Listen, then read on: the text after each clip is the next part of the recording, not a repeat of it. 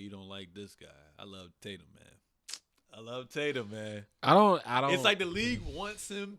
Like he's the prototype right now, as far as like young players who are vets, but like we need someone to pass the torch to. I feel like Jayson Tatum they're grooming him to be that guy. He just got to win. Bro, they've been grooming him since 2018, bro. 2018? Mm-hmm. You think this is the year they can do it? I think that he's had a good enough team to get to the finals since 2018. Like, 2018 was the year that LeBron was in Cleveland without Kyrie, his last year before he went to LA. And that team basically went like 6 games. Was it 2018? Was this a 2018? Or was 2017? Eastern Conference Finals? 2017. Yeah. They were like... So the year after that. I think Bron went to LA in the summer. So the year of Bron went to LA was the championship window opening for Tatum. Yeah, like I feel like that Boston team could have beat Cleveland. Yeah. Like they could have beat them. They were young as shit, obviously, but I think that they could have beat Bron because of the lack of talent Bron had. Yeah.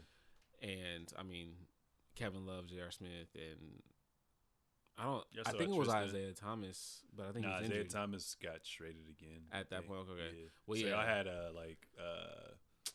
Larry Nance Jr. Yes. Y'all had Jordan Clarkson. Exactly. Georgia Yes. washed. And I'm like, that squad, even though he was young as hell, obviously, I think that team could have like knocked them off. But obviously, LeBron being the difference maker didn't make it happen. Then from that year on, with Bron leaving the East, I think that they've been that team since then. Yeah. So I'm like, you definitely are. I can definitely say they should have been favorites every single year in the Eastern Conference to get to the finals for sure. And now I'm like, that bro, Toronto team was cold, though. Your general manager went and got Porzingis and gave you Drew Holiday. Like at this point, bro, you have a complete starting five. Like you have outside of Denver, everything. they got the best starting five. You have everything. You Derek White would start, I think, on most teams. A good majority. Like I'm talking like he's 20, he's like their teams. KCP. And I'm like, bro, like I don't know what else it's gonna take at this point. Like his talent alone is like head and shoulders, maybe 80%, 85% better than the league. Yeah. How are you not getting it done in the playoffs? Mm-hmm. You know. Yeah. I need to see it. You need to see it. Need to see it before I give him my respect, bro. Mm. So we're not gonna. We're gonna say F that to Joe Mazzulla. You think Joe Mazzulla's gonna have the troops ready, game plan, game by game? I don't know. I personally, I think that it don't. When it's close games, they be goofy. Yeah. And I may be on the train where I don't as much believe in it being the coaching as it is the players doing what they need to do. Mm-hmm. Where are you on that? I think it's like 70-30. 70 on the players, 30 on the coach. Okay, because a coach can lose you a series for sure. Oh, absolutely. There's a guy named Doc Rivers. But I do think that the players you have on that team can overcome bad coaching. Yeah. Like David Blatt. Mm-hmm. But in Joe Mazzulla's case, I think, I feel like he's learned a lot. Yeah, he just need to not fuck up. Yeah. For real. And he's like the new Steve Kerr right now. Yeah, and just you have a well-oiled machine, just get out the way and make calls for Jayson and the time is right. But every team does have weakness. I feel like with them, it's probably their depth. I don't really like Pritchard. He's a cone. Cornette, their big, is washed. And then they play that other white dude, Hauser. Yeah. Mm-hmm.